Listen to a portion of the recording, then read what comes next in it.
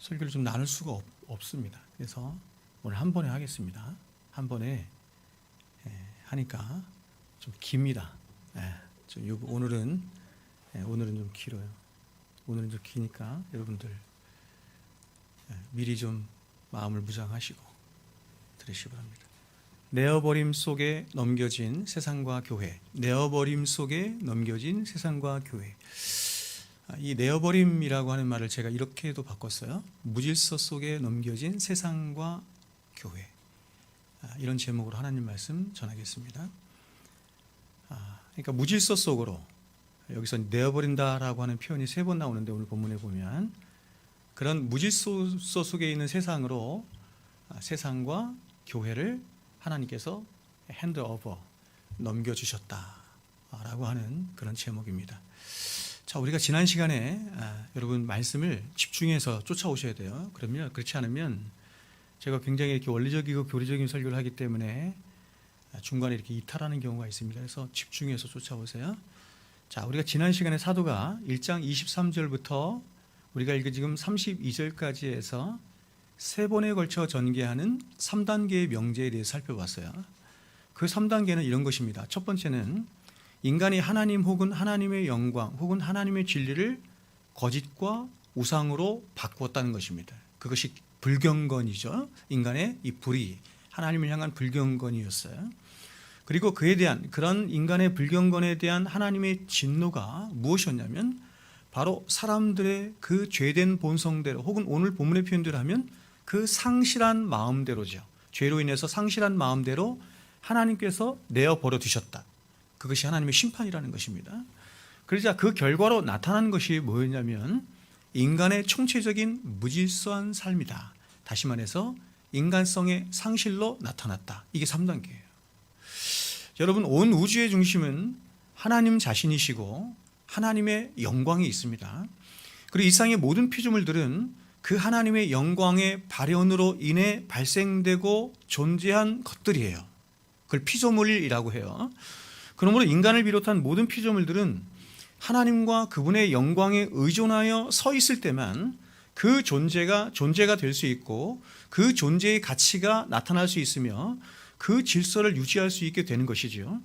이것을 피조물 된 인간에게 적용하여 말씀드리면 이렇게 말할 수 있죠. 인간은 하나님과의 절대 의존의 관계에 서 있을 때만, 그렇게 피조됐으니까, 그런 창조 목적으로 피조됐으니까, 그런 절대 의존의 관계에 서 있을 때만 가장 인간이 인간다울 수 있고 사람다울 수 있고 가장 사람이 복될 수 있으며 인간으로서의 그 독특함과 그 지위와 그 탁월성을 가장 잘 나타내 보여줄 수 있다, 이런 말이에요.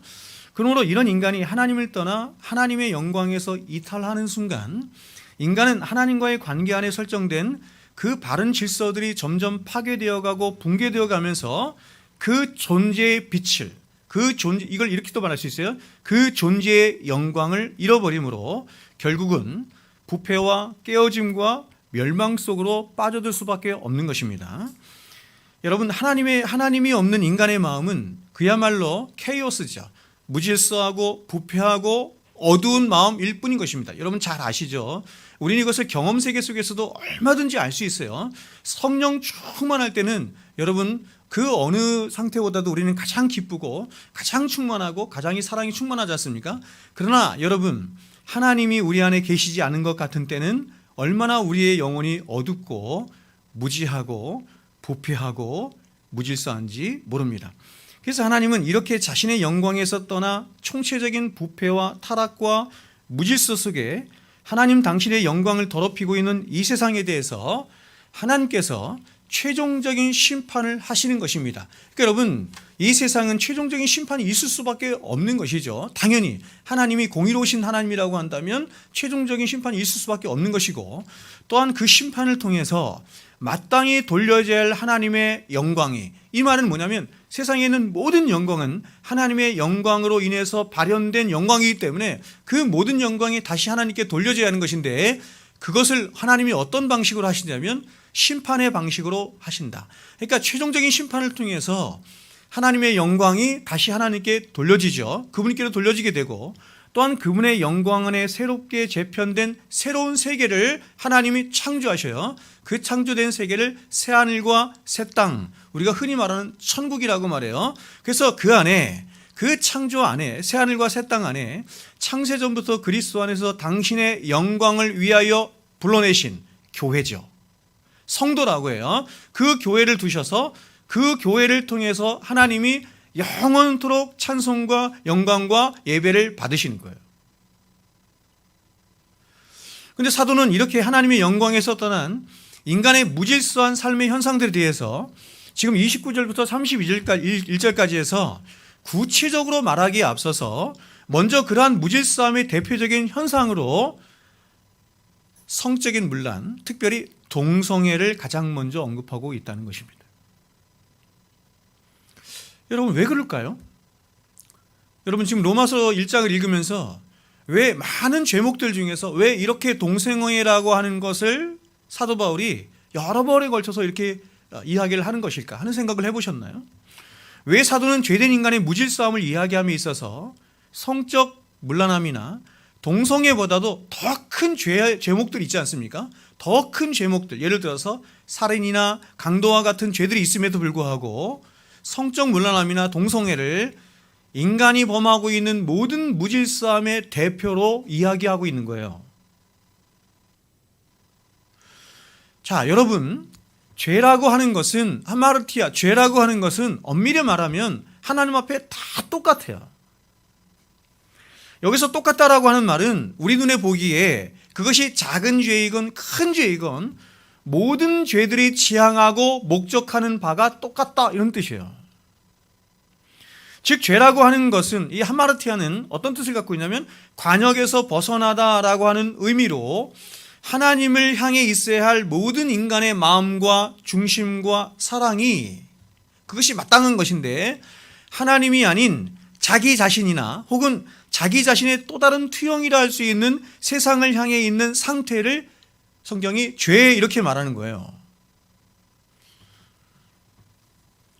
그러므로 여러분, 결국 죄라고 하는 것은 이렇게도 말할 수 있는 거예요. 제가 주일날도 말씀드렸지만 죄라고 하는 것은 빗나간 자기 사랑을 말하는 거예요. 인간은 사랑하며 살도록 피조되어 있는데 그 사랑이 하나님을 향해 있어야 되는 거거든요. 근데 하나님을 향해 있지 못하고 빗나갔어요. 어디로? 자기 자신에게로 빗나갔다. 그래서 빗나간 자기 사랑, 이렇게 말하는 거예요. 그게 죄의 원흉이에요. 그래서 26절을 보시면 사도가 부끄러운 욕심, 이렇게 말했는데, 이 부끄러운 욕심으로 번역된 히라버 파테 아티미아스가 바로 빗나간 자기 사랑이라는 의미예요. 자, 여러분, 인간은 오직 하나님을 사랑하며 하나님의 영광만을 위해 존재하도록 피조된 존재예요. 그러므로 인간이 이러한 상태에 있는 것이 그의 근본된 위치이자 질서예요. 성경은 인간이 이렇게 하나님 앞에서 바른 위치와 질서 가운데 있는 것을 의의 상태에 있다, 이렇게 말해요. 자다크, 의의 상태에 있다, 이렇게 말해요. 그러니까 의라고 하는, 성경에서 말하는 의라고 하는 것은 관계적인 용어인데 하나님과의 바른 관계의 상태에 있다, 의의 상태에 있다, 이렇게 말하는 거예요. 또 그렇게 의의 상태가 계속해서 지속되는 것을 성경이 뭐라고 말하냐면 바라크, 이렇게 말해요. 복, 이렇게 말하는 거예요. 그게 복이에요. 하나님과의 바른 관계의 상태 속에서 하나님의 생명이 끊임없이 부어지는 것을 복, 이렇게 말한단 말이에요, 성경이. 그런데 이렇게 하나님을 향해 있어야 할 인간이 죄로 인해서 오히려 빗나간 자기 사랑 안에 갇혀버리게 된 거예요. 그래서 여러분, 이런 인간에게 어떤 일이 일어나게 되냐면 바로 이런 것입니다. 하나님, 남자, 여자, 짐승, 이렇게 내려가야 할 창조의 질서 체계, 하나님이 창조의 질서 체계를 주셨는데 그것이 뭐냐면 하나님, 남자, 여자, 짐승이에요. 그런데 이것도 이러한 질서가 깨지고 뒤집혀지게 되면서 오히려 창세기 3장에 그 죄가 들어와서 타락한 인간을 보면 뱀이 여자를, 여자가 남자를, 그리고 남자는 하나님에 대하여 대적하며 맞서는 일이 발생하게 되는 거예요. 그러니까 죄는 모든 것들을 다 깨뜨려 버리는 것이고 오히려 영리현상을 발생시키는 것이 죄예요. 바로 창조 세계 안에 뭐가 일어나고 있습니까? 무질서가 일어나고 있는 거예요. 오늘 사도는 이러한 상태를 불의의 상태다, 이렇게 말하고 있습니다. 따라 사도는 바로 이렇게 인간의 불의로 말미암아 발생하게 된 인간의 무질서의 상태가 과연 어떤 것인지 바로 동성애라고 하는 그림을 통해서 보여주고 있는 거예요. 여러 제목들이 있지만 이런 무질서의 상태가 어떤 것인지를 가장 대표적으로 보여줄 수 있는 것이 동성애이기 때문에 동성애를 말하는 거예요. 왜냐하면 남자가 남자로서의 역할에서 벗어난 상태, 혹은 여자가 여자로서의 역할에서 벗어난 상태, 오늘 본문의 말씀을 빌리자면 바로 하나님의 질서를 거스른 영리의 상태의 가장 대표적인 것이 뭐냐면 동성애이기 때문입니다. 다시 말해 사도는 하나님을 향해 있어야 할 인간의 사랑이 오히려 자신과 세상에게로 쏟아부어져 있는 그런 어처구니 없는 무질서의 상태, 혹은 그런 상태를 사도는 지금 동성애라고 하는 그림을 통해서 보여주고 있는 거예요. 그러니까 동성애가 세상에 만연해 있는 것을 보면서 얘들아 봐라, 너희들의 죄가 이렇게 세상을 무질서하게 했잖니 라고 말씀하는 거죠. 근데 여러분, 이것을 우리는 또 이렇게도 이해할 수 있습니다. 저는 어떤 면에서 오늘 사도가 동성애를 인간의 무질서함의 대표로 이야기하는 더 궁극적인 이유가 여기 있다, 이렇게 저는 생각해요. 자, 여러분, 먼저 죄는 본질적으로 하나님의 영광을 가리고 해치는 것입니다. 또 하나님의 영광에 맞서고 대적하는 거예요. 그러면 여러분, 하나님의 영광은 무엇입니까? 자, 히브리서 기자는 이 하나님의 영광에 대해서 이렇게 말했습니다. 히브리서 1장 3절에 이는 하나님의 영광의 광채시요 그 본체의 형상이시라.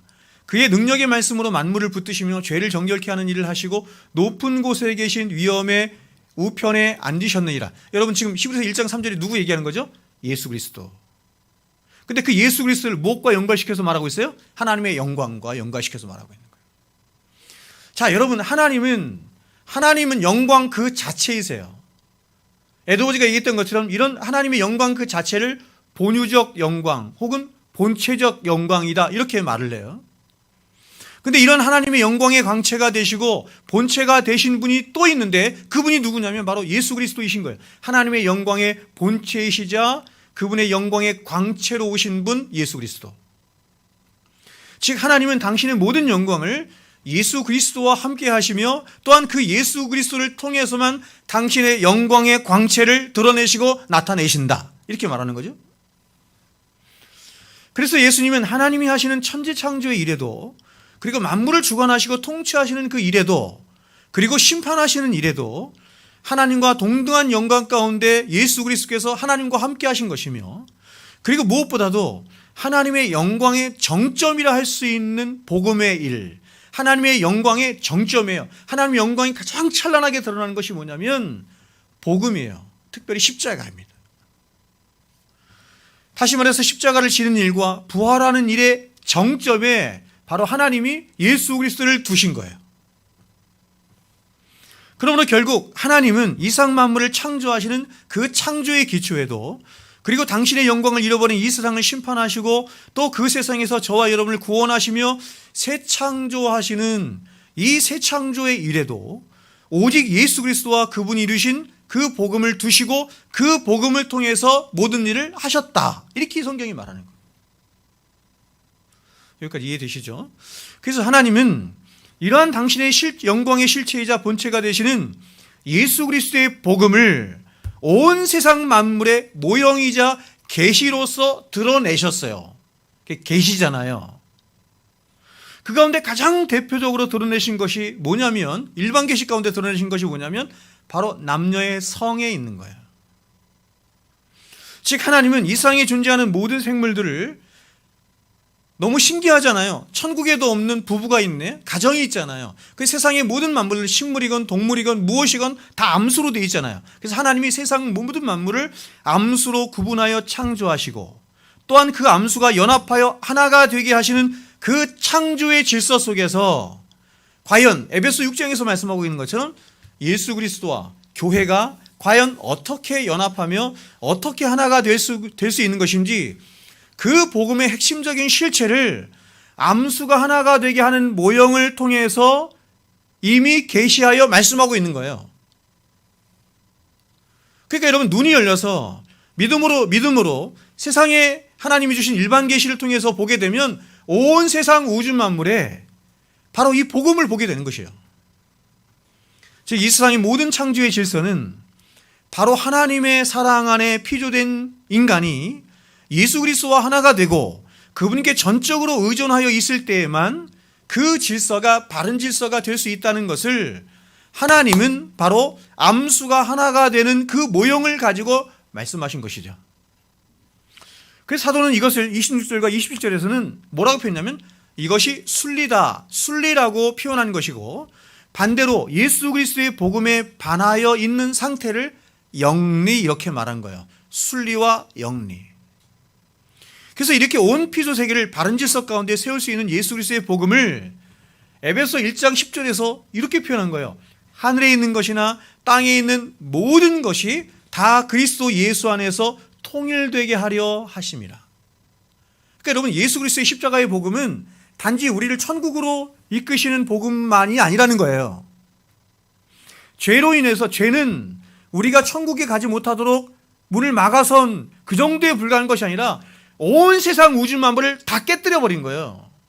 다 깨뜨려 버린. 제가 여러분, 죄가 그 창세기 3장을 제가 예전에 한번 설교를 하면서 창세기 3장에 나타난 죄가 세상에 딱 들어왔을 때 즉각적으로 사중적인 분열이 나는 거예요. 하나님과 사람 사이의 분열, 사람과 사람 사이의 분열, 자연과 사람 사이의 분열, 사람 안에서 자아 분열, 이 사중적인 분열이 일어난 거예요. 죄라고 하는 것은 모든 것을 다 깨뜨리는 것입니다. 모든 것을 다 분열시키는 것이에요. 그러면 십자가의 복음은 뭐냐? 그렇게 죄로 인해서 깨진 하늘에 있는 것이나 땅에 있는 모든 것들이 그 그리스도 예수 안에서 통일되고 연합되고 회복되고 구원되게 하는 것, 그것이 예수 십자가 복음이다, 이렇게 말하는 거예요. 그래서 여러분, 예수 십자가의 복음은 온 우주를 질서 있게 만드는 거예요. 가정의 질서를 어떻게 해야 합니까? 가정 전문가, 전문 사역자에게 가면 안 돼요. 어디로 가야 돼요? 십자가 앞으로 가야 돼요. 예수 십자가 앞으로. 사회 통합을 어떻게 시켜야 됩니까? 어디로 가야 돼요? 십자가 앞으로 가야 돼요. 온 우주를 통합시키고 연합시키는 비밀이 예수 십자가에 있어요. 그래서 여러분, 사도는 하나님의 영광에서 떠난, 다시 말해서 예수 그리스도의 복음에서 이탈한 무질서한 인간의 타락한 모습을 이야기할 때 바로 그 복음을 모양하고 있는 남자와 여자의 순리적인 관계에서 이탈한 동성애를 가지고 지금 이야기를 하고 있는 것이에요. 여러분, 인간이 심판을 받고 멸망을 당하는 근본적인 이유가 무엇입니까? 그것은 그들이 예수 그리스도의 복음을 믿지 않고 그 복음을 대적하기 때문이죠. 그런데 동성애라고 하는 것은 바로 이런 하나님의 질서, 다시 말해서 하나님이 지정하신 질서와 예수 그리스도와 피조물과의 연합의 관계에서 이탈한 타락한 인간의 모습을 가장 적나라하게 보여주고 있는 것이 동성애인 거예요. 즉 예수 그리스도와 피조물된 인간이 하나가 되고 연합이 되어 있는 것이 하나님이 창조 안에서 정하신 질서이며 순리인 것인데, 그런데 이렇게 하나님이 정하신 질서에서 이탈한 인간의 타락한 모든 모습을 성경이 동성애라고 하는 그 무질서한 모습을 통해서 예표하여 대표하여 말하고 있는 거예요. 그래서 우리가 성경을 보면 하나님이 한 사회나 나라를 심판하실 때 그 사회나 나라에 필연적으로 나타나는 죄가 있음을 말씀하시는데, 그 죄가 뭐냐면 바로 동성애예요. 성경을 보십시오. 다시 말해서 하나님은 인간이 멸망하는 것은 바로 진리를 거스르고 하나님의 영광을 거스른, 다시 말해서 예수 그리스도의 복음을 정면에서 거부한 그 본질적인 죄 때문인 것인데, 그 죄에 대한 하나님의 심판, 즉 내어버려 두심에 대한 결과의 비참함이 어떤 것인지 바로 동성애라고 하는 모형을 통해서 우리에게 말씀하고 있는 것이죠. 이 동성애에 관해서 우리가 성경 몇 구절만 한번 찾아보도록 하겠습니다. 이 동성애에 관해서는 제가 나중에 아주 여러 번에 걸쳐서 한번 설교할 날이 있을 거예요. 자, 동성애에 관해서 몇 구절을 찾아보면 이렇습니다. 신명기 22장 5절을 보시면 하나님이 세우신 창조의 질서가 무엇인지 성경은 이렇게 말해요. 들어보세요. 여자는 남자의 의복을 입지 말 것이요, 남자는 여자의 의복을 입지 말 것이라. 이같이 하는 자는 내 하나님 여호와께 가증한 자이니라. 여러분, 성경은 남자와 여자를 엄격하게 구분하고 계십니다. 즉 이것은 하나님과 인간 사이의 관계를 규정하시는 것이에요. 이것이 하나님이 세우신 질서이며 순리라고 하는 것을 바로 이 말씀을 통해서 우리에게 말씀하는 거예요. 레위기 18장은 또 이렇게 말합니다. 너는 여자와 동침함 같이 남자와 동침하지 말라. 이는 가증한 일이니라. 너는 짐승과 교합하여 자기를 더럽히지 말며 여자는 짐승 앞에 서서 그것과 교접하지 말라. 이는 문란한 일이니라. 너는 이 모든 일로 스스로 더럽히지 말라. 내가 너희 앞에서 쫓아내는 족속들이 이 모든 일로 말미암아 더러워졌고 무질서해졌고 이런 뜻이야. 더러워졌고 그 땅도 더러워졌으므로 내가 그 악으로 말미암아 벌하고 그 땅도 스스로 그 주민을 토하여 내느니라. 레위기 20장 13절 또 이렇게 말해요. 누구든지 여인과 동침하든 남자와 동침하면 둘 다 가증한 일을 행함인즉 반드시 죽일지니 자기의 피가 자기에게로 돌아가리라. 여러분, 여자와 여자가 또 남자와 남자가 동침하는 이 동성애, 더 나아가서 사람이 짐승과 교합하는 수간이죠. 수간. 이것은 하나님 앞에 가증하고 문란한, 다시 말해서 무질서한 일인 거예요. 왜 그러냐면 그것은 인간이란, 하나님이 창조하신 인간이란 오직 예수 그리스도와만 연합되어 있을 때에만 그것이 바른 질서이고 바른 연합이며 바른 순리라고 하는 것을 하나님이 남녀라는 창조의 질서를 통해서 말씀하고 있는 것이기 때문에 결국 그러한 창조의 질서를 파괴하는 행위인 동성애, 수간, 이런 것은 바로 예수 그리스도의 복음을 파괴하는 상징적인 행위가 되는 것이므로 결국 하나님이 보시기에 그것은 가증한 일이 된다, 이렇게 말하는 거예요. 신명기 23장 1절은 또 이렇게 말을 해요. 고환이 상한 자나, 그렇죠? 고환이 상한 자나 음경이 자른 자는 여호와의 총회에 들어오지 못하리라. 자, 남자는 고환이 상했어요. 여자는 음경이 상했네요. 근데 총회에 들어오지 못해요. 자, 여러분, 이것을 문자적으로 해석하면 안 되죠. 여러분, 이 말씀에서는 이런 것입니다. 동성애가 아니라 성불구자에 대해서 말씀하는 거예요. 자, 아까도 제가 말씀드렸지만 예수 그리스도의 복음을 성적인 관계로 묘사하여 우리에게 말씀하고 있잖아요. 그렇죠? 근데 이번에 성적인 불교에 대해 말씀하고 있는 거예요. 바로 예수 그리스도와 연합할 수 없는 영적인 불구자를 육체적인 성불구자를 통해서 예표하여 말씀하고 있는 거예요. 그래서 이러한 자는 여호와의 총회, 다시 말하면 천국에 갈 수 없어요. 이번엔 창세기 19장을 보겠습니다. 여러분, 창세기 19장은 그 유명한 소돔과 고모라에 대한 심판의 이야기죠. 그런데 성경은 이러한 하나님의 심판을 이야기함에 있어서 그 소돔성의 가장 대표적인 죄가 뭐였냐면 바로 동성애였다, 이렇게 말씀하고 있어요. 즉 이제 곧 심판이 임할 소돔과 고모라 성에 가장 만연해 있던 죄가 뭐였냐면 하나님의 창조의 질서를 문란케 하는 뭐였어요? 동성애였다는 것입니다. 우리가 아는 것처럼 동성애를 뜻하는 영어 단어가 소돔이죠. 소돔이가 소돔에서 왔어요. 소돔에서 소돔이가 온 것입니다. 그만큼 여러분, 이 소돔과 고모라 성에는 동성애가 만연했던 거예요. 또 한 군데 보면 이사야 3장인데 이렇게 말합니다. 예루살렘이 멸망하였고 유다가 엎드러졌으므는 그들의 언어와 행위가 여호와를 거역하여 그의 영광의 눈을 범하였습니다. 그들의 안색이 불리하게 증거하며 그들의 죄를 말해주고 숨기지 못함이 소돔과 같으니 그들의 영혼에 화가 있을진저 그들의 재앙이 자취하였도다. 자, 여러분, 유대가 지금 멸망한 원인이 뭐냐면 그들의 죄악이 있는데 그러한 그들의 죄악, 유다의 죄악의 가장 핵심이 뭐였냐면 바로 소돔성에 만연하였던 그 동성애가 그들에게도 만연하였다는 것입니다. 여러분, 이러한 동성애는 이스라엘과 유다만 파멸시킬 것이 아니에요. 성경에 등장하는 아수르, 바벨론, 애굽에서 폭넓게 이 동성애가 행하여졌을 뿐만 아니라 후에는 그리스와 로마까지 멸망시키는 원인이 된 것이 바로 이 동성애예요. 그래서 역사학자들은 말하기를 한 나라의 멸망에는 늘 이 동성애가 만연해 있었다는 사실을 한결같이 말하고 있습니다. 특별히 세계를 지배했던 로마의 15명의 황제들 가운데 네로를 비롯한 14명의 황제들이 동성애자였다는 사실은 가히 충격이 아닐 수가 없습니다. 우리가 알고 있는 네로는 거세를 시킨 어린 소년 스포러스와 결혼식을 하고 그를 아내로 맞이하여 살았어요. 그래서 로마의 역사학자인 타키투스는 로마의 최대 고민이 성병처였으며 결국 로마가 멸망한 가장 중요한 원인이 바로 이 동성애였다라고 이 역사학자는 말했습니다.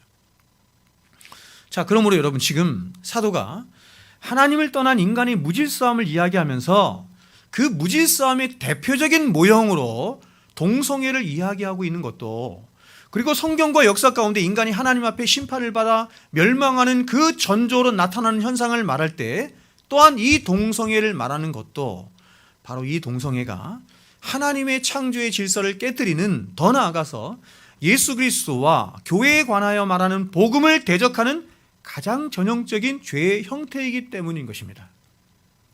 자, 그런데 여러분, 오늘 성경은 바로 저와 여러분이 바로 이렇게 예수 그리스도의 복음에서 이탈한 영적인 동성애자였다, 이렇게 말하는 거예요. 그리고 이러한 영적인 동성애자들 안에서 나오는 것이 어떤 것들인지 사도는 지금 29절부터 31절까지에 나타난 21가지의 제목들을 연결하면서 바로 그러한 것들이 영적인 동성애자로 있는 너희들 안에서 나오는 것이다, 이렇게 말하는 거예요. 자, 여러분 어떤 제목들이 같이 한번 볼까요? 제가 한번 읽어드리겠습니다. 29절부터 31절까지인데 한번 보세요. 21가지인데 이러면은 곧 모든 불의, 추악, 탐욕, 악의가 가득한 자요, 시기, 살인, 분쟁, 사기, 악독이 가득한 자요, 수군수군하는 자요, 비방하는 자요, 하나님께서 미워하시는 자요, 능욕하는 자요, 교만한 자요, 자랑하는 자요, 악을 도모하는 자요, 부모를 거역하는 자요, 우매한 자요, 배악하는 자요, 무정한 자요, 무자비한 자라. 여러분, 하나님이 떠난 이 케이오스, 무질서하고 흑암이 가득한, 부패로 가득한 인간 안에서 나오는 게 이거다, 이런 얘기예요. 여러분 한번 생각해 보세요. 하나님이 내 안에 계신데 이런 게 같이 자리 잡을 수가 있나요? 아니죠, 여러분.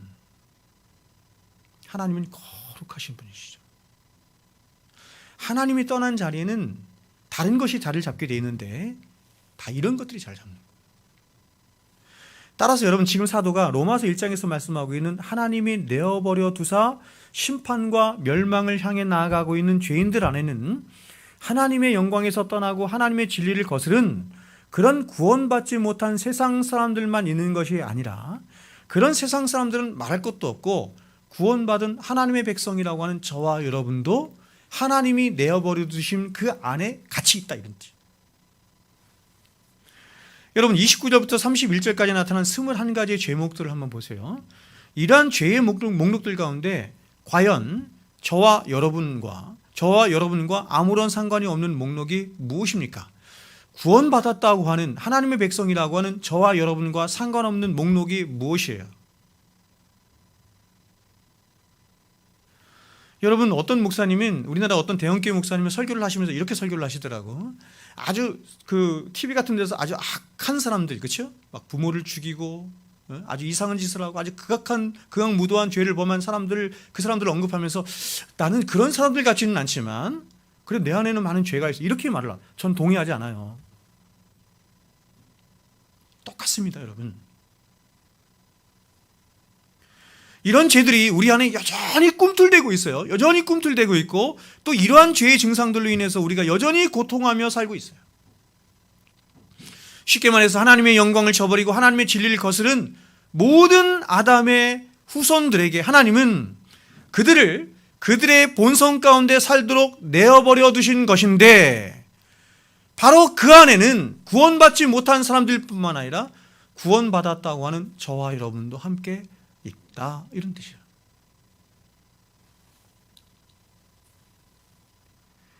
여러분 제가 지난 시간에도 말씀드린 것처럼 내어버려 두셨다라고 하는 것은 영어로 핸드오버예요. 핸드오버는 넘겨줬다, 이런 뜻이 아니라 적극적인 의미가 있는 거예요. 하나님이 적극적으로 그 본성의 지배를 받으며 악한 본성의 지배를 받으며 살도록 하나님이 내어 두셨어요. 누구를? 모든 인간을. 거기에는 우리도 포함되는 거예요. 그러면 하나님은 구원받지 못한 이 세상 사람들만 그들의 본성 가운데 살도록 내어버려 두신 것이 아니라 구원받은 하나님 백성들조차도 사실은 그 본성 안에 지배를 받으며 살도록 하나님이 보세요. 핸드오버 하셨어요. 적극적으로 내어버려 두셨어요.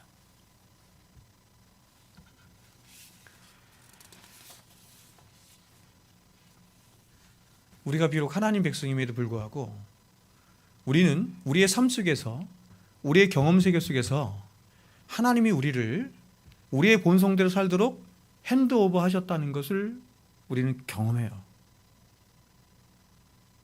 그렇죠?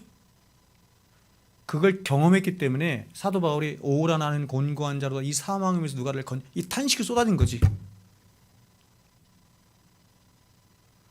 내버려 두지 않았다고 한다면 어떻게 그 본성을 볼 수가 있어요? 그렇다면 뭐냐면 여기에 엄청난 복음의 비밀이 있는 거예요. 즉 하나님은 똑같이 모든 인류를 그 본성 안에 내어 두셨는데, 그런데 어떤 한 부류의 사람들은 그 내어주심으로 말미암아 멸망에 이르러요.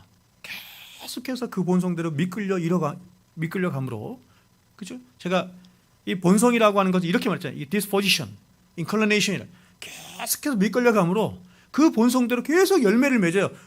한 번도 쉬지 않고. 그래서 결국 어디로 가냐면 멸망을 향해 가요.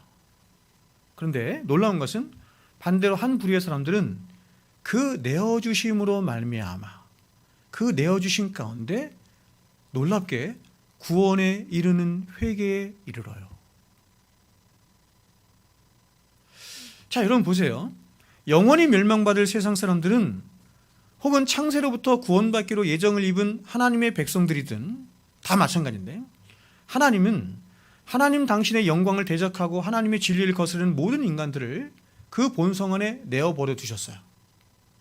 그런데 이들 중에 은혜를 입지 못한 사람들은 그 본성 안에서 끝까지 열매를 맺으며 살다가 결국 심판을 받아 멸망하여 지옥에 가요. 그런데 어떤 사람들이 있어요. 즉 창세전부터 그리스도 안에 은혜를 입은 자들은 세상 사람들과 똑같이 내어버려 두신 삶 속에 있어요. 우리가 우리의 본성이 얼마나 악한 거 경험하죠? 세상이 얼마나 악한지 경험하잖아요. 이런 세상 속으로 우리의 본성으로 내어 던져진 거예요. 그런데 놀랍게 이런 우리의 본성 안에 사는 우리들 안에 성령이 개입하시는 거예요. 하나님이 보내신 성령이 개입하셨어요. 그 성령은 십자가에서 이루신 그 공로를 들고 우리 안에 개입하신 거예요. 예수 그리스도의 십자가의 공로가 없다면 성령이 오실 리가 없죠. 그래서 성령께서 그들 안에서 무슨 일을 하시냐면 회심을 일으키시는 거예요. 참된 회심을 일으키심으로 그렇게 죄로 인해 빚어진 무질서한 삶, 또 하나님을 대적하며 자기만을 위해 살아가는 그런 빗나간 자기 사랑의 삶, 이런 것들이 얼마나 우리 자신을 비참하게 하고 부질없고 헛되며 고통스러운 삶인지를 하나님께서 내어버려 두게 하신 이 세상과 자신의 그 악한 본성 안에서 처절하게 깨닫도록 하시는 거예요. 그래서 성도는 이렇게 내어버려 두신 비참한 삶 속에서 때로는 심란하고 고통스러워하고 애통하고 우울한 삶을 살기도 하지만, 그러나 반대로 이렇게 살아서나 죽어서나 어찌할 수 없는 그런 비참에 처한 자신을 구원하여 주신 그 하나님의 사랑으로 인해서 그는 기뻐하고 즐거워하며 이 세상 그 누구도 가질 수 없는 참된 소망과 확신과 평안에 이르게 되는 거야. 이것을 평안이라고 해. 성경이 말하는 평안이 이거예요. 그래서 성도의 눈에서는 일평생 이 눈물이 마를 일이 없는 거예요. 그래서 이런 성도의 눈물을 그래서 주님께서 마지막 심판의 때가 되면 다 닦아주신다, 이렇게 말을 하죠. 계시록 7장에 이렇게 말합니다. 이는 보좌 가운데에서 계신 어린 양이 그들의 목자가 되사 생명수샘으로 인도하시고 하나님께서 그들의 눈에서 모든 눈물을 씻어 주실 것입니다. 모든 눈물은 다른 눈물이 아니라 어떤 눈물은 이것이야. 죄로 인해서 고통당하고 힘들어하고 하나님을 사랑하지 못하게 함으로 당하는 고통, 그 눈물을 씻어주신다. 여러분 28절 말씀은 빗나간 자기 사랑 안에 살아가는 인간의 상태가 어떤 것인지 잘 보여주고 있는 말씀입니다. 여기서 마음에 하나님 두기를 싫어한다라고 하는 말은, 사람이란 원래는 하나님을 생각하고 하나님과 관계하며 하나님 안에서 살아가야 하는 존재예요. 그것이 질서이고 그의 위치인데, 죄로 인해서 빗나간 자기 사랑 안에 갇혀버린 인간, 평생을 사람은 태어나자마자부터 죽을 때까지 평생은 자기 중심성 안에서 자기밖에 모르면 살아간단 말이에요. 그 얘기하는 거예요. 그래서 이런 사람은 하나님의 창조의 질서에서 벗어나서 오히려 그 사람 안에 하나님은 계시지 않고 자기만 가득 차 있네. 자기만 가득 차 있어.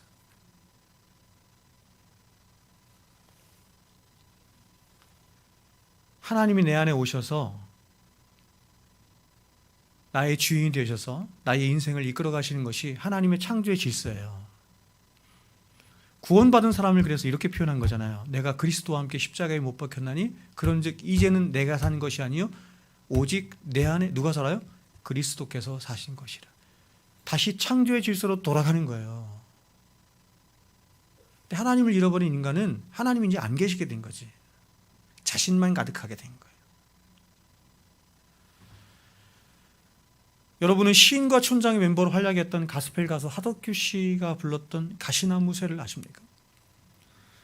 이 노래를 나중에 조성모가 다시 리메이크해서 부르기도 했는데, 이 노래의 내용이 바로 이거예요. 이 노래의 내용이 뭐냐면, 이렇게 하나님 두기를 싫어하는 인간의 죄된 마음의 상태를 이야기하며 그 상태에 대해서 고민하며 아파하고 있는 어떤 한 시인의 노래를 이야기한 거죠. 그러니까 여러분, 이게 그리스도인이 말하는 거예요. 그리스도인이 노래하는 내용이에요. 여러분도 그렇게 노래합니까? 저도 이거 여러 번 따라 불렀는데, 많이 부르고 했는데 정말 그렇습니다. 제가 한번 불러볼게요. 가시나무새. 불러보는 게 아니라 그냥 이렇게.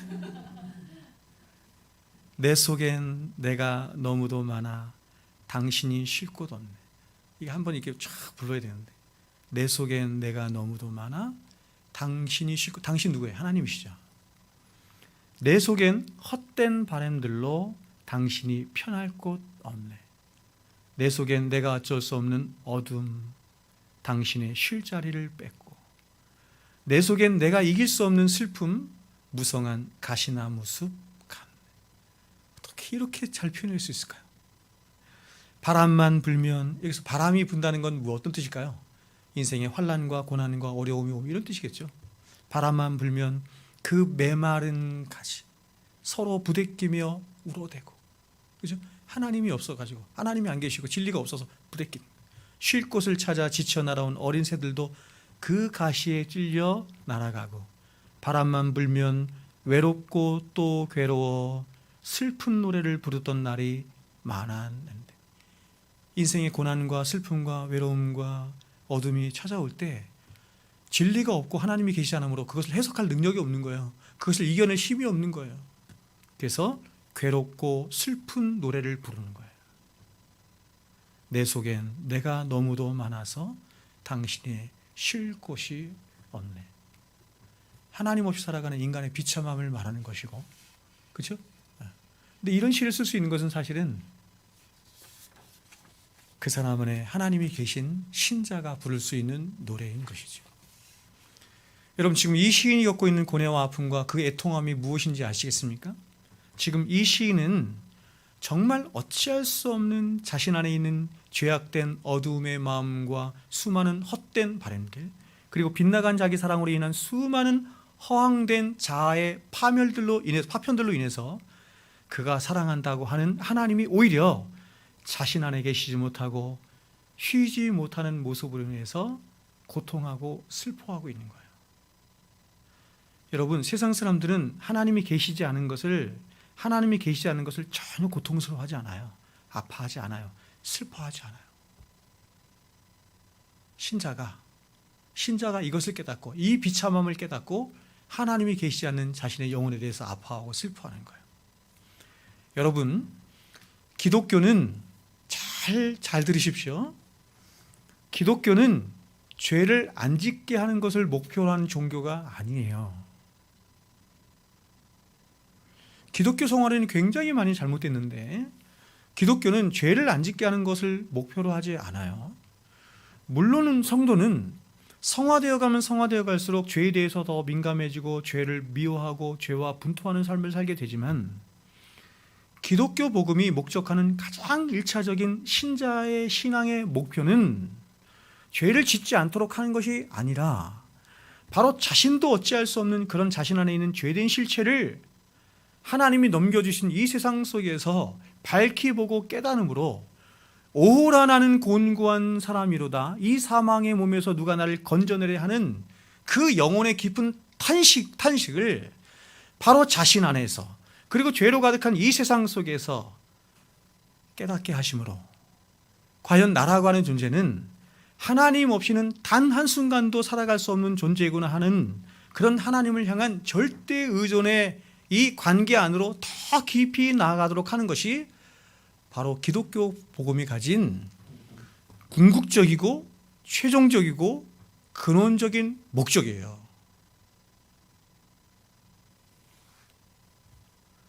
하나님은 그것을 위해서 우리에게 때로는 고난도 사용하시고 어려움도 주시고 때로는 죄를 사용하시기도 하는 거예요.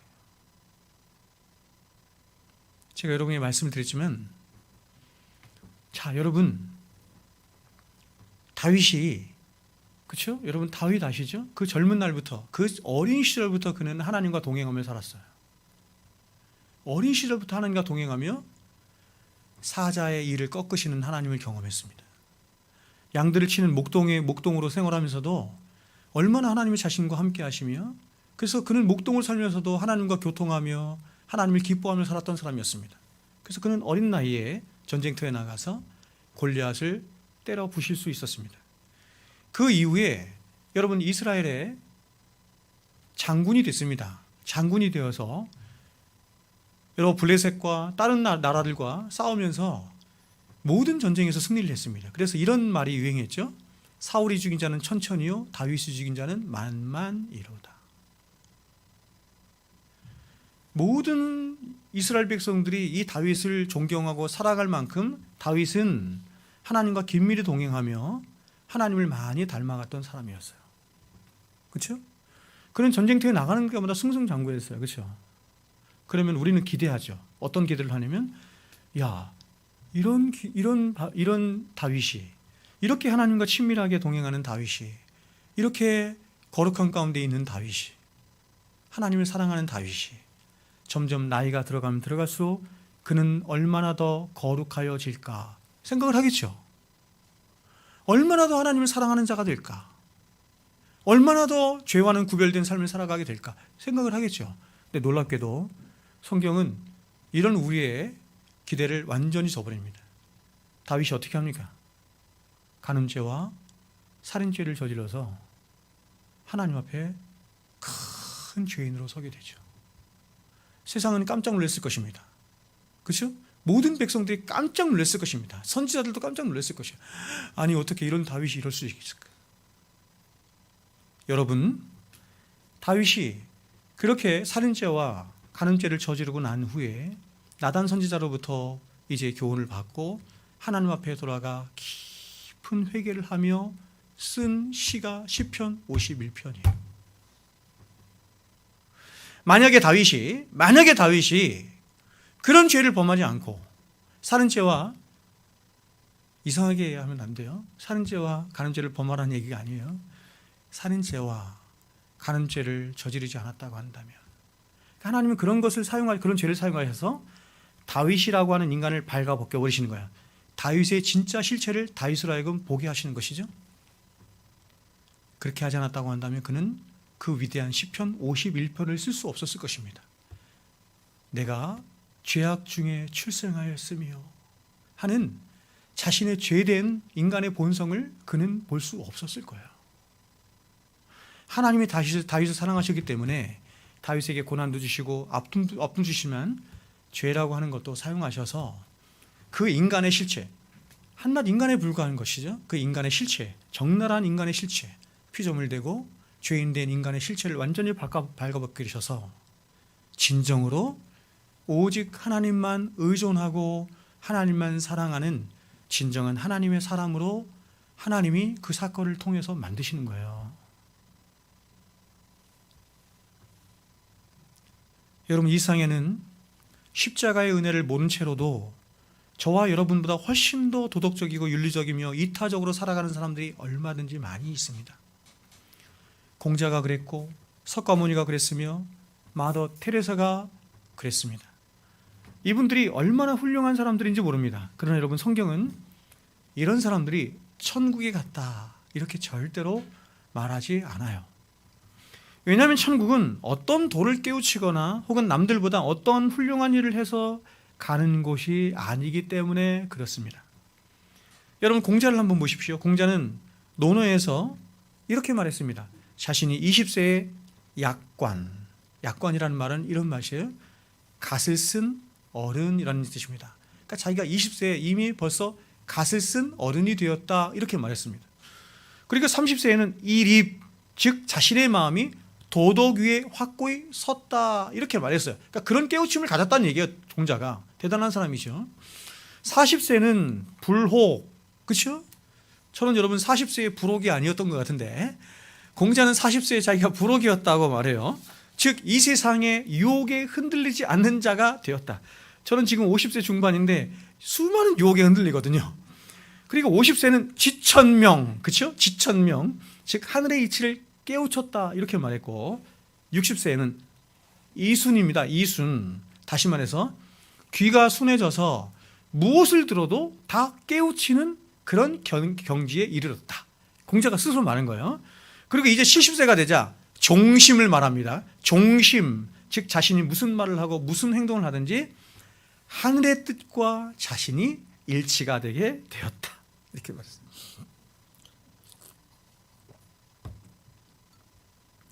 여러분, 공자는 그야말로 열심히 도를 닦았습니다. 예를 행했습니다. 자기를 부인했습니다. 그래서 종심의 자리에까지 도달했습니다. 종심의 자리에까지 도달한, 다시 말해서 도가 통한 사람이었고 그러한 예가 통치하는 나라를 꿈꾸었던 사람이었습니다. 그러니까 여러분 4대 성인 중에 한 사람이 되었겠죠. 그렇다면 여러분, 이 공자의 말이 진짜인지 가짜인지는 모르겠지만 정말로 그가 그런 도에 통했는지 모르겠지만 여하튼 이렇게 도가 통하여 그가 말하는 종심의 상태에 이르면 그는 과연 죽어서 그가 꿈꾸는 이상세계에 들어갈 수 있는 겁니까? 아니에요. 그는 그가 꿈꾸던 이상세계조차 그가 살던 역사 속에서 실현되기를 꿈꿨어요. 그러나 그는 종심의 상태에 이른 지 2년 만인 72세 때에 운명을 달리하고 죽었어요. 그래서 한 번은 그의 제자가 공자에게 이렇게 물었습니다. 선생님, 죽음이 무엇입니까? 이렇게 묻자 그는 야, 내가 사는 것도 무엇인지 모르는데 나한테 무슨 죽음을 묻고 그래?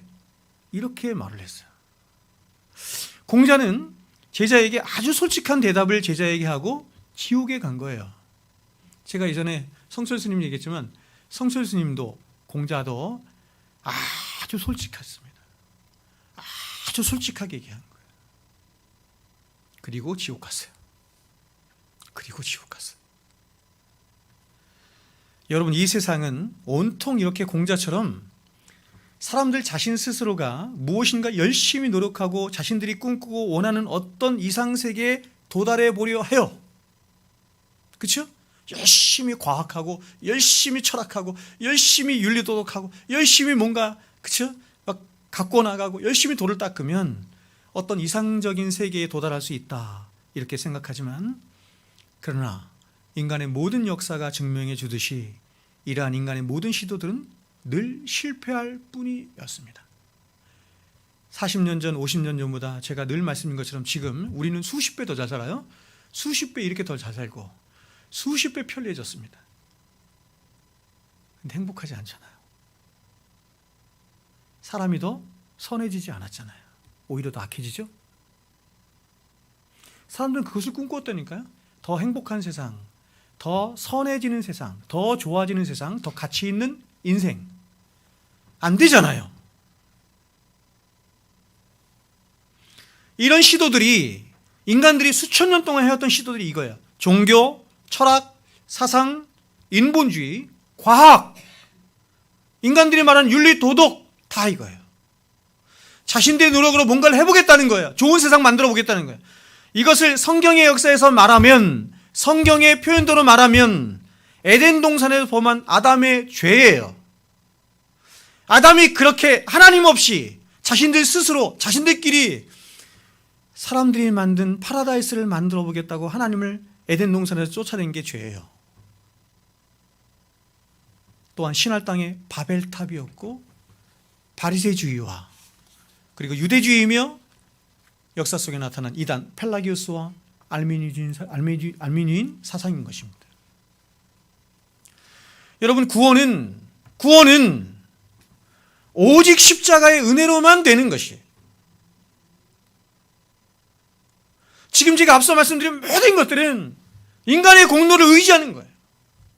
하나님을 믿는다고 하는 교회 안에서차 펠라기우스, 유대주의, 알미니안 이런 것들은 다 공로를 의지하는 거예요. 캐톨릭도 마찬가지고.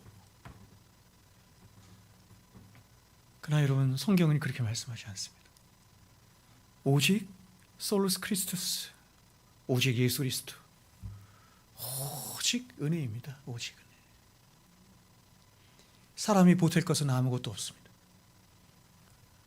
여러분, 이러한 십자가의 은혜는 바로 하나님이 내어버려 두신 그 죄의 실체의 자리에서 과연 나라고 하는 존재가 얼마나 하나님의 영광에서 떠나 있고 얼마나 하나님의 진리에서 떠난 아담 군상의 후손인지를 알아서 과연 나라고 하는 존재는 예수가 나를 기억해 주지 않으시면 어찌할 수 없는 존재구나. 살아서나 죽어서나 그분이 나를 기억해 주지 않으면 나는 멸망으로 갈 수밖에 없는 존재구나 하며 울고 애통해하는 것으로 우리의 구원이, 우리의 복이 시작이 되는 거예요. 거기서부터. 그래서 여러분, 예수를 믿으면 속과 겉이 같아지는 사람이 되는 거예요. 여러분, 속과 겉이 같아지는 사람이 예수 믿는 사람이에요. 즉, 예수를 믿으면 과연 나라고 하는 존재가 어떤 존재에 대한 분명한 인식과 함께 그것을 정직하게 고백하게 돼요. 어떻게 고백하죠? 나는 죄인입니다. 고백하는 거예요. 세상 사람들 그렇게 고백 안 하잖아요. 그들의 실체가 죄인임에도 불구하고 그 안은 다 썩은 송장임에도 불구하고 고백 안 하잖아요. 근데 우리는 고백해요. 하나님, 난 죽을 죄인입니다. 어찌할 수 없는 죄인입니다. 그렇다면 여러분, 예수님 시대에 그렇게 속과 겉이 같았던 사람들이 누구였습니까? 놀랍게도 저 성전에 있는 바리새인 종교 지도자들이 아니고 창기들이었고 세리들이었고 죄인들이었어요. 이들은 예수님을 만나자 진짜 자신의 죄된 실체를 보았고, 그래서 그렇게 자신의 진짜 실체를 본 그들이 한 일은 그분 앞에 엎드려서 발 아래 엎드려서 회개한 것입니다. 그래서 이렇게 자신의 실체를 본 세리는 감히 눈을 들지도 못하고 가슴을 치며 통곡하며 성전 바닥에 엎드려서 이렇게 얘기하죠. 하나님이여, 하나님이여, 나를 불쌍히 여겨 주시옵소서. 나는 죄인이로 소이다. 이렇게 말하죠. 주님을 만난 세리장 삭개오는 예수를 만나자 자신의 과거의 삶을 철저하게 뉘우치고 회개하며 자신의 소유를 다 내놓는 구체적인 회개의 삶으로 나아가죠. 우리가 지난 시간에, 그렇죠? 성경 공부 시간에 나눴지만 예수님 옆에 못 박힌 강도는 어땠습니까? 이렇게 얘기하죠. 예수님, 나는 평생 강도로 살았습니다. 평생 강도였습니다. 내 본질이 강도라는 걸 알았습니다. 당신의 나라에 임할 때 나를 기억하여 주시옵소서. 여러분, 이런 사람들이 천국 가는 거예요? 그래서 성경은 이렇게 자신의 부패함과 무능함을 보며 하나님을 향한 상한 마음과 애통하는 마음과 의에 줄이고 목마른 마음을 가진 자를 성경이 복 있는 자, 다시 말해서 천국을 누려받은 자, 이렇게 말한 거예요. 심령이 가난 자는 복이 있나니 천국이 저희 것이며 의를 위하여 박해를 받는 자는 천국이 저희 것이며. 그렇죠? 첫 번째 복과 여덟 번째 복이 천국으로 감싸고 있죠. 팔복은 천국이에요. 그래서 우리에게 구원을 주시는 성령이 우리 안에서 역사하실 때 그분은 바로 가장 먼저 요한복음에서 말씀하는 것처럼 성령께서 우리 안에 오시면, 오늘날 기독교는 그렇게 얘기합니다. 성령께서 우리 안에 오시면 우리에게 위로하시고 우리에게 권면하시고 우리를 사랑해 주시고 그럴 것 같은데, 요한복음 그렇게 말하지 않고 성령이 오셔서 너에 대해서, 죄에 대해서, 그렇죠? 의에 대해서, 심판에 대해서 너희를 책망하신다, 이렇게 말해요. 죄에 대해서, 의에 대해서, 심판에 대해서 우리를 책망하심으로 우리로 하여금 예수 그리스도를 향한 절대의존의 마음을 갖도록 성령께서 하시는 것이며, 그래서 그렇게 예수의 의가 덧입혀진 우리에게 그분은 또한 그분의 이름처럼, 그분의 이름이 뭡니까? 보혜사, 에드버킷이에요. 에드버킷, 위로자, 이런 뜻이거든요. 참된 위로, 하나님과 화해케 하는 하나님과 화해함을 통해서 있게 되는 참된 위로, 그게 평강이에요. 그 위로를 주시는 분이 성령입니다. 그게 진짜 위로죠. 암에 걸린 환자가 왔어요. 이제 얼마 안 있으면 죽을 거거든요. 그러면 올바른 의사라고 한다면 어떻게 말해요? 당신 암 걸렸어. 죽을 병이 걸렸어. 큰일 났습니다. 그런데 배 가르고 수술해야 합니다. 이거 꺼집어내지 않으면, 이거 도려내지 않으면 당신 죽습니다. 이렇게 해야 되겠죠? 실력이 없어. 실력이 없거나, 아니면, 그렇죠? 실력이 없거나 그냥 거짓 친절에만 이렇게 물들어 있는 그런 의사라고 한다면 그렇게 하지 않을 거예요. 그렇죠? 그래서 뭡니까? 진통제나 좀 놔주면서 괜찮을 거예요. 아무리 그 사람과 함께 눈물을 흘리며 그 사람의 손을 잡고 기도하고 해봐야 소용없어요. 멸망하는데 어떻게 할 것입니까? 그것은 거짓 위로예요. 제가 어저께도 성경 묵시에 얘기했지만, 마지막 이 예루살렘이 기울어가는 그 시점에서, 유다가 기울어가는 시점에서 수많은 거짓 선자들이 일어나는데 그들의 한결같은 메시지는 그것이었습니다. 평안하다, 평안하다, 평안하다 하는 것이었습니다. 절대로 망하지 않는다. 근데 하나님 그들에게 말씀하세요. 내가 저들을 보내지 아니하고 저런 메시지를 준 적도 없다는 거예요. 거짓입니다. 그것은 참된 위로가 아니에요. 하나님께로 돌아가, 회개하고 하나님께 돌아가 하나님과 얼싸안으며 화평을 이룬 것이 진정한 위로인 줄로 믿습니다. 여러분, 이에 반해서 속과 겉이 달랐던 사람들이 있습니다. 속과 겉이 달랐던 사람들이 누구냐면 부자 청년이었고 바리새인이었고 서기관들이었습니다. 여러분, 이들은 어떻습니까? 철저하게 자신을 숨기죠. 무엇 때문에 그렇습니까? 그 이유가 뭡니까? 자기 기만. 자기 기만. 이거를 성경에서 이렇게 표현했어요. 외식하는 바리새인과 서기관들이요. 외식으로 말미암아 자신을 정확하게 못 보는 거예요. 끊임없이 자신을 속이는 것입니다. 마치 라오디가 교회처럼 스스로 말하는 거예요. 나는 부자라 부유하여 부족한 것이 없다, 이렇게 말하는 거예요. 근데 예수님은, 참된 재판관 되신 예수님은 그들에게 무엇이라 말합니까? 너의 가려는 것과 눈먼 것과 벌거벗은 것과.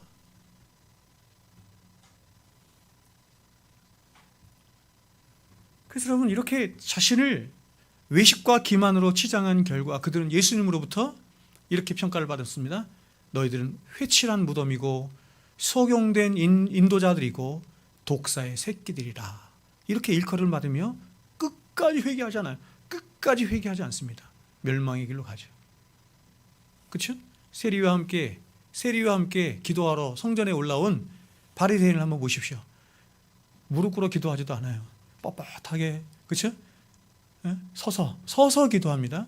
서서 두 손을 들고 하나님을 향해서 목이 곧은 채로 이렇게 기도하죠. 하나님, 내가 저 세리와 같지 않음을 인하여 감사합니다. 자기 의로 가득 차 있는 것이죠. 구원받지 못해요. 종교적인 행위로 구원받는 거 아니에요. 목사라는 타이틀이 있다고 해서 구원받는 게 아니에요. 집사라는, 권사라는, 장로라는 타이틀이 우리를 구원에 이르게 하는 게 아니에요. 다 쓰레기예요. 여러분, 이에 대해서 요한이 무엇이라 말하는지 한번 보겠습니다. 요한 1서 1장 1절부터 5절은 이렇게 말합니다. 우리가 그에게서 듣고 너희에게 전하는 소식은 이것이니 곧 하나님은 빛이시라. 이 말씀을 여러분 한번 잘 생각해 보세요. 하나님은 빛이시라. 그에게는 어둠이 조금도 없으시다는 것이니라. 만일 우리가 하나님과 사귐이 있다고 하고 빛이신 하나님과 사귐이 있다고 하고 어둠에 행하면, 여러분 어둠에 행한다는 말이 어떤 의미인지를 잘 알아야 돼요. 어둠에 행하면 거짓말을 하고 진리를 행하지 아니하이거니와.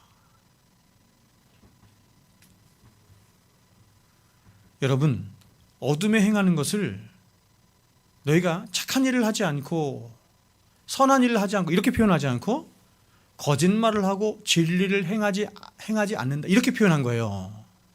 잘 보셔야 돼요. 그가 빛 가운데 계신 것 같이 우리도 빛 가운데 행하면 우리가 서로 사귐이 있고 그 아들 예수의 피가 우리를 모든 죄에서 깨끗하게 하실 것이요, 만일 우리가 죄 없다고 말하면 스스로 속이고 또 진리가 우리 속에 있지 아니할 것이요. 진리가 있지 아니함으로 그렇게 한다는 거예요. 죄 없다 한다는 거예요. 만일 우리가 우리 죄를 자백하면 그는 미쁘시고, 이제 결론적으로 말하는 거죠.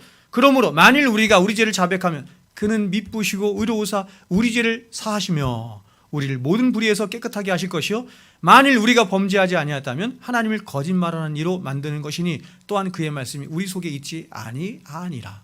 자, 여러분 지금 요한은 빛에 대해서 말하고 있어요.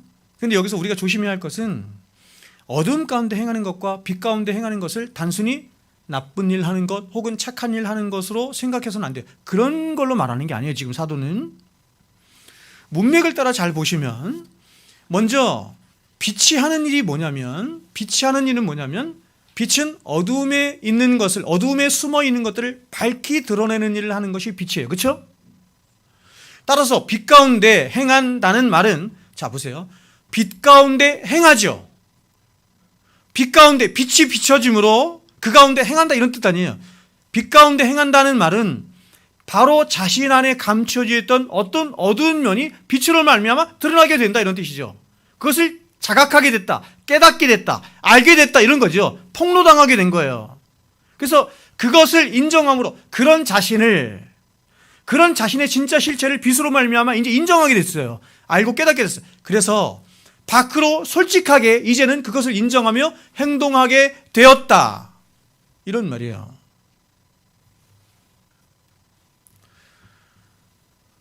이 말씀이 굉장히 많이 오해되고 있기 때문에 제가 풀어서 말씀드리는 거예요. 즉 빛이신 하나님이 우리 안에 당신의 빛을 비추셨을 때 그동안 감추어져 있던 우리 안의 죄들이 그 빛으로 말미암아 드러나게 되고 폭로당하게 되는 거죠. 그러니까 빛이 비추지 않으면 우리는 내가 죄인인지를 몰라, 내가 피조물인지도 몰라, 어떤 죄인지를 모르는 거야. 근데 빛이 비침으로 내가 어떤 죄인지를 하나님 앞에 폭로당하게 되었다. 그런데 만일 우리가 하나님과 사귐이 있다고 하면서, 이 얘기는 뭐냐? 하나님과 관계가 있다고 하면서, 다시 말해서 내 안에 생명이 있다고 하면서, 즉 하나님 앞에 서서 그 빛으로 비추임을 내가 받았다고 하면서 우리가 여전히 어두움 가운데 행한다고 한다면, 어두움 가운데 행한다는 말은 다시 말해서 우리 안에 있는 죄를 마치 죄가 없는 것처럼 행동한다고 한다면, 내가 죄인이 아닌 것처럼 행동한다고 한다면, 죄를 자각하지 못한 채 행동한다고 한다면 그 사람은 거짓말을 하고 진리를 행치 않는 사람이다. 그 사람은 진리가 없기 때문이다. 논조를 아시겠죠?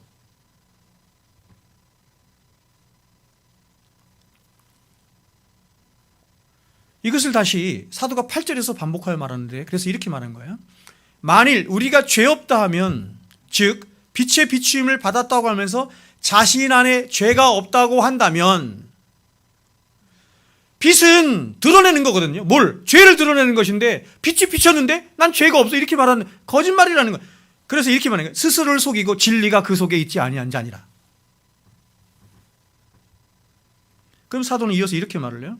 만일 우리가 우리 죄를 자백하면, 즉 빛이신 하나님께 비치임을 받아서 그 빛으로 말미암아 우리 안에 있는 죄를 깨닫고 그 죄를 진심으로 인정하면, 내가 죄인인 것을 인정하면 어떻게 하신다고요? 이렇게 말하는 거예요. 하나님은 그런 사람을 미쁘시고 의로우사 그런 우리 죄를 사하시며 우리를 모든 불의에서 깨끗하게 하신다.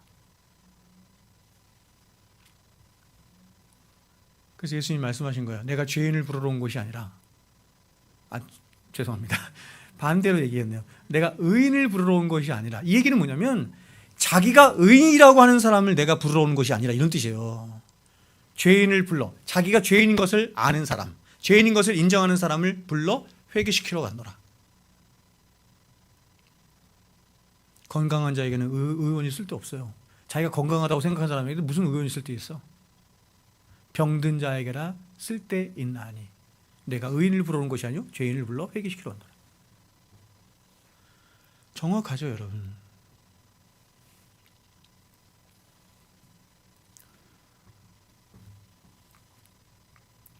여러분, 우리를 어디에서 깨끗하게 하시냐면 모든 불의에서 깨끗하게 하신대요. 모든 불의에서. 그렇죠? 어디서 봤어요? 불의. 지금 로마서 1장에서 봤죠? 오늘 우리가 읽은 로마서 1장 29절에 나오는 말이에요. 근데 이것을 야고보 사도가 갖다 쓴 거예요.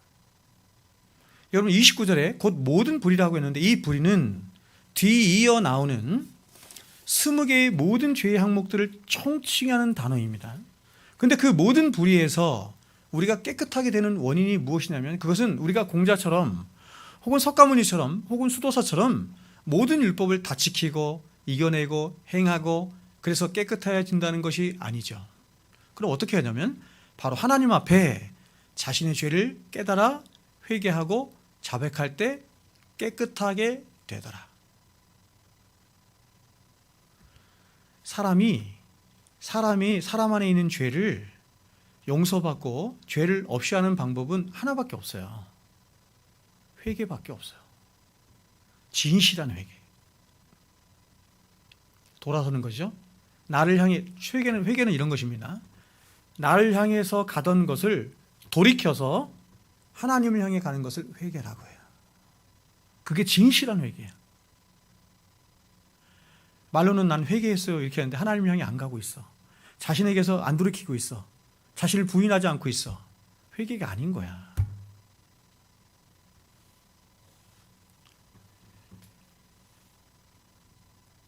그러면서 10절에서는 이렇게 말을 해요. 만일 우리가 범죄하지 아니었다 하면 하나님을 거짓말하는 이로 만드는 것이니 또한 그의 말씀이 우리 속에 있지 아니하니라. 무슨 말이냐면 바로 성전에 나와 기도하는 바리새인처럼 하나님, 나는 다른 사람들, 그렇죠? 곧 토색, 불의, 간음을 하는 자들과 같지 아니하고 이 세리와도 같지 아니함을 인하여 감사합니다 라고 하면 그 사람은 하나님을 거짓말하는 자로 만드는 자요 그 말씀이 그 속에 있지 아니하는 자라. 여러분, 하나님의 말씀이 우리 안에 거하면 가장 1차적으로 어떻게 한다는 것입니까? 쳐보세요.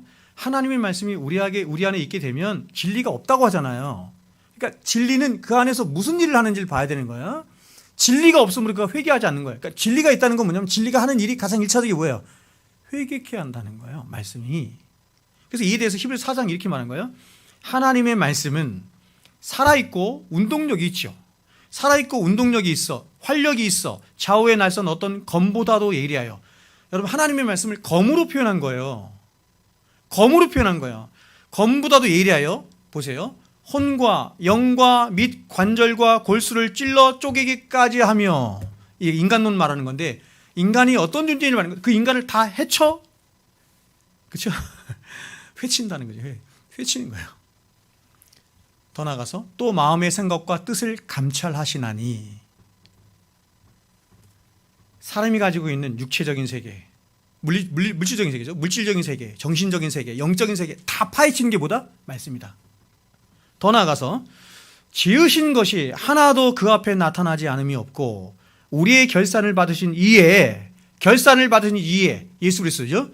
그의 눈앞에 만물이 벌거벗은 것 같이 드러나느니라.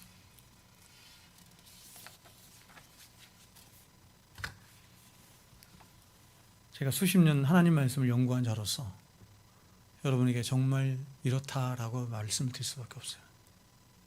말씀은 놀랍습니다. 다 발궈벗겨져요. 싹 다. 만물이 드러나지 않음이 없어요. 그래서 로이준스 목사님이 얘기했던 것처럼 하나님 말씀을 이렇게 얘기한 거예요. 진리의 총체다 이렇게 말하는 거예요. 진리의 칼로 이 세상 모든 만물과 우리의 인생과 우리의 본질과 이 모든 것들을 찔러 쪼개서 여러분 그 모든 것들을 다 바로 보게 하고 바로 이해하게 하고 바른 질서를 잡게 한 하나님 말씀이에요. 여러분보다 제가 하나님 말씀 많이 알겠죠? 제가 평생을 하나님 말씀을 연구해온 자로서 정말 여러분께 그렇게 말씀드려요. 놀라운 말씀이에요. 정말 위대한 말씀이에요. 말씀을 연구하다가 갑자기 제가 무릎을 꿇어. 정말 경이롭다. 놀랍다. 우리 안에 하나님의 말씀이 하시는 가장 일차적인 것은 뭐냐면 우리 안에 있는 모든 구석구석을 다 찌르고 쪼개서 우리 안에 있는 모든 죄들을 다 드러내시고 밝혀내시는 거예요. 왜요? 하나님의 말씀은 거룩한 진리의 말씀이거든요. 우리 안에 감추어진 모든 마음과 뜻을 다 감찰하실 뿐만 아니라 결산을 받으신 하나님 앞에 만물이 벌거벗은 것 같이 드러나게 돼요. 그럼 여러분, 하나님의 빛, 다시 말해서 하나님의 말씀은 이렇게 우리를 교훈하고 책망하는 기능만 있을까요? 그렇지 않습니다. 그래서 이어지는 2장에서 요한은 이렇게 표현했어요. 자, 이 말씀 보세요. 2장 1절부터 2절에 나의 자녀들아 내가 이것을 너희에게 쓰면 너희로 죄를 범하지 않게 하려 함이라. 만일 누가 죄를 범하여도 아버지 앞에서 우리에게 대언자가 있으니, 대언자를 얘기하네요. 대언자가 있으니 곧 의로우신 예수 그리스도이라. 대언자가 누구냐? 예수라. 그는 우리 죄를 위한 화목제물이시니 우리만 위할 뿐만 아니요 온 세상의 죄를 위하심이라. 자, 여러분 보세요. 요한은 빛 가운데 행하라. 그리고 그 빛 가운데 너희 죄를 자복하라. 그러면 모든 불의에서 깨끗하게 하실 것이다 라고 어떤 면에서 검사의 위치에서 우리 안에 있는 죄에 대해서 정죄를 했습니다. 그러나 요한은 여기서 그치지 않고 더 나아가서 변호사 한 분을 소개를 해주고 있는 거예요. 여러분 여기서 대언자라고 번역된 단어가 영어로 advocate이에요. 위로자라는 뜻이죠. 근데 여러분 그 변호사가 누구냐면, 그 위로자가 누구냐면 누굽니까 여러분? 예수 그리스도시라는 것입니다. 여러분 변호사는 죄인의 죄 없음을 변론하고 증명하는 자예요. 그렇죠? 그런데 2절을 보시면 놀랍습니다 여러분. 2절을 보시면 그 변호사가 그냥 무턱대고 얘는 죄 없습니다 라고 그렇게 변론하고 변증하고 주장하는 것이 아니라 변호사 자신 스스로가 화목제물이 되어서, 변호사 스스로가 화목제물이 되어서 죄 없음을 주장하고 있는 거예요. 바로 변호사 자신이 대신 그 죄인의 죄를 감당함으로 그 속량으로 죄인된 저와 여러분의 죄 없음을 주장하고 있는 거예요.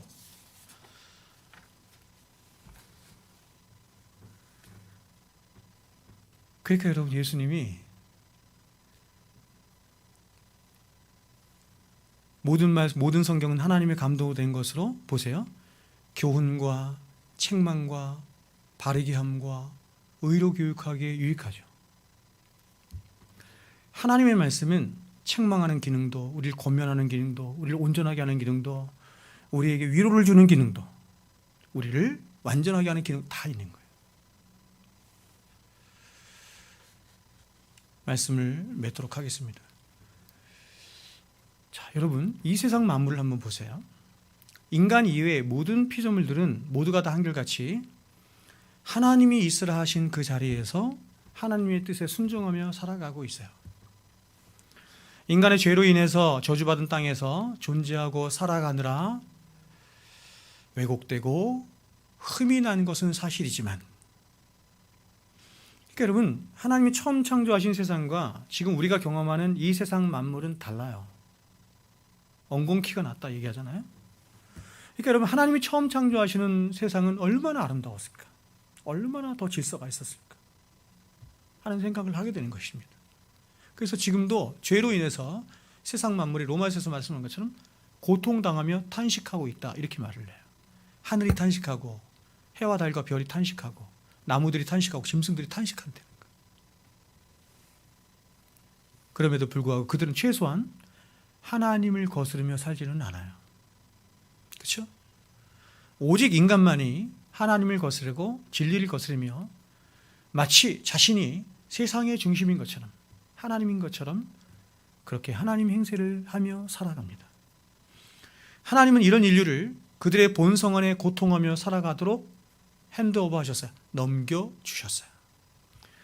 그리고 그 결국은 파멸이며 심판입니다. 하지만 하나님은 창세로부터 복주기로 약속하신 당신의 백성들에게는 당신의 독생하신 아들을 보내시고 또 성령을 보내심으로 그렇게 넘겨주신 바 된 이 세상 속에서 오히려 놀랍게 오히려 그 비참함과 그 죄로 가득한 이 세상 속에서 자신의 죄를 보게 하시고 깨닫게 하시며 또한 그 죄에 대해서 중보하게 하시고 보증하게 하심으로, 중보하시는 분은 예수님이시고 보증하시는 분은 성령님이신데 중보하게 하시고 보증하게 하심으로 그 죄로부터 저와 여러분을 구원하시는 일을 하시는 거예요. 기가 막히죠.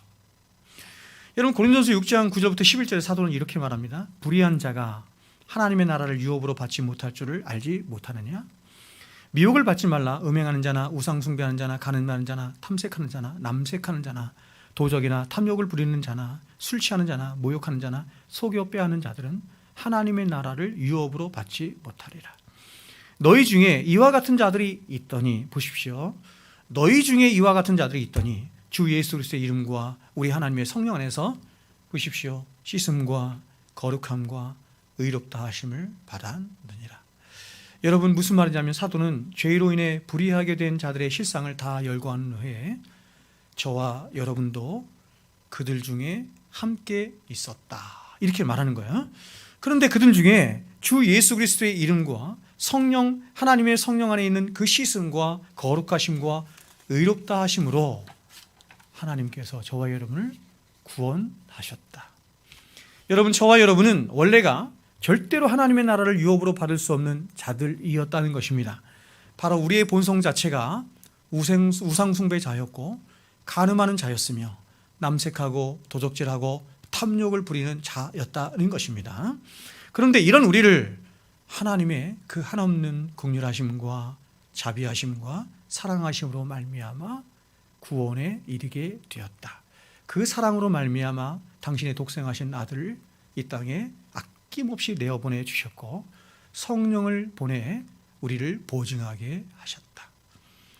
여러분 예전에 필립 얀시의 친구이자 베스트셀러 작가이자 목사였던 멜 화이트가 어느 날 커밍아웃을 하였습니다. 결혼까지 해서 2자녀까지 두고 있던 사람이었는데 그는 견딜 수가 없었던 모양입니다. 그래서 그는 울면서 말하기를 자신은 어려서부터 성 정체성의 혼란을 겪었다 이렇게 말했습니다. 그래서 그것이 너무나 괴로워서 목사였지 않습니까?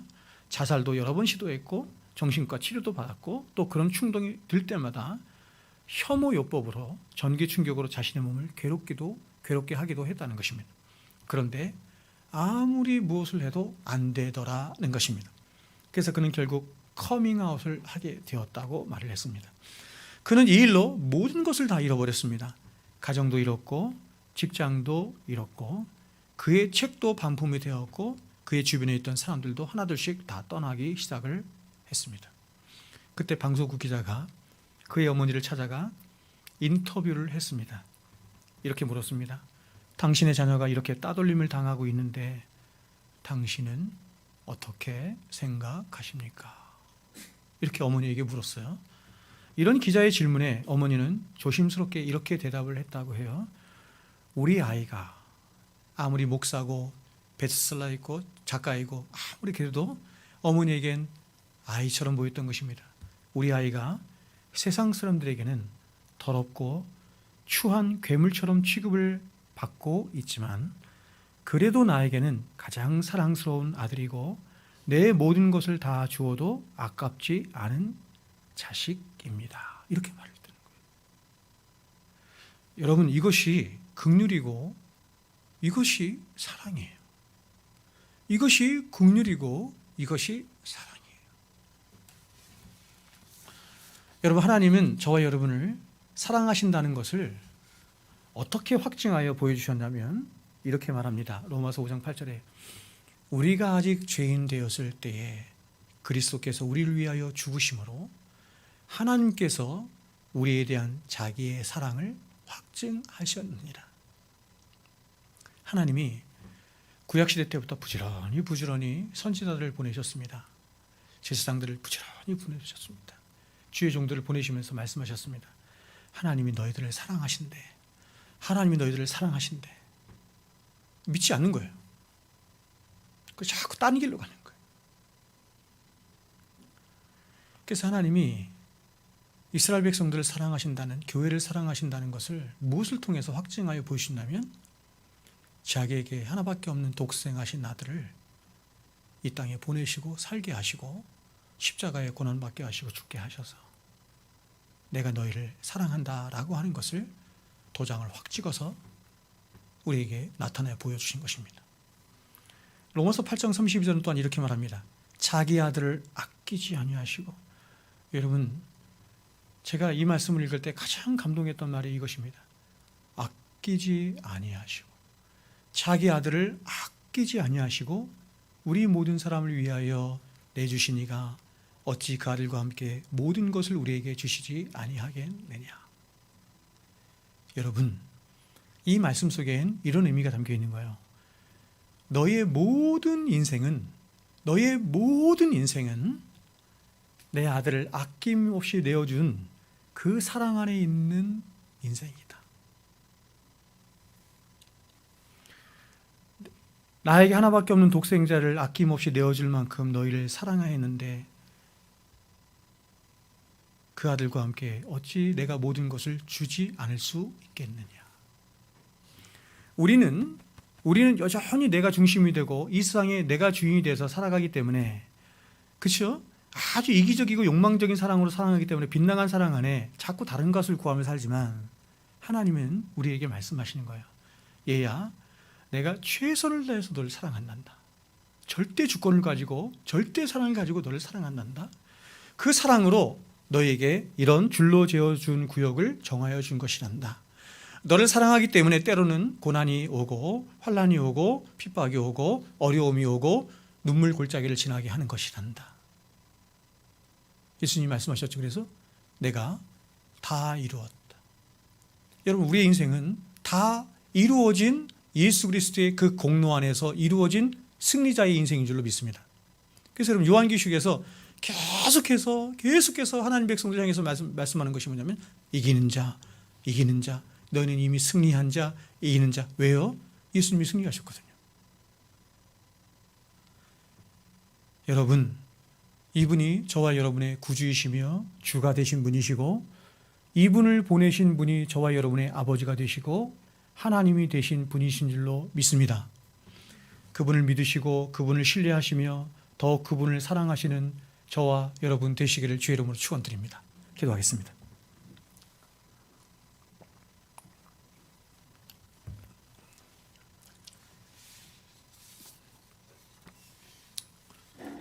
자기 아들을 아끼지 아니하시고 우리 모든 사람을 위하여 내어주시니가 어찌 그 아들과 함께 모든 것을 우리에게 주시지 아니하겠느냐.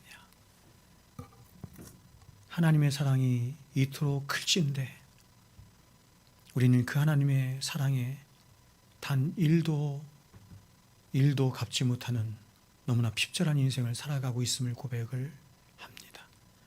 하나님 아버지여, 당신의 그 이 위대한 사랑을, 당신의 이 크고 놀라운 사랑을 우리가 알게 하여 주시고 그 사랑 안에서 참된 자유함을 누리며 살아가는 당신의 진정한 참된 백성들 되게 하여 주시옵소서.